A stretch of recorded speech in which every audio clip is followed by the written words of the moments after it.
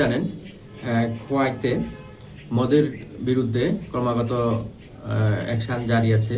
গত পরশুদিন আমরা একজন রাজীব দে নামে একজন লোককে আমরা মরশুদ্ধ ধরেছি এবং আজকে সকালবেলা আমাদের কাছে একটা খবর ছিল যে লোরসন দেববর্মা যার বাড়ি পাইজাল বাড়ি পিএসএল আন্ডারে, উনি মদ নিয়ে পরমরার দিকে আসছেন বিক্রি করার জন্য।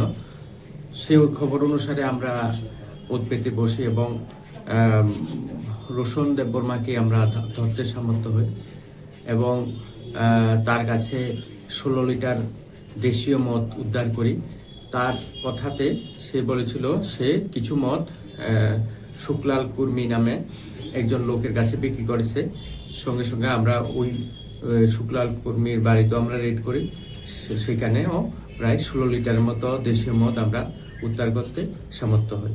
ওই দুজন লোককে আমরা অ্যারেস্ট করি এবং উদ্ধারকৃত মদগুলো সিজ করে আমরা নিয়ে আসি।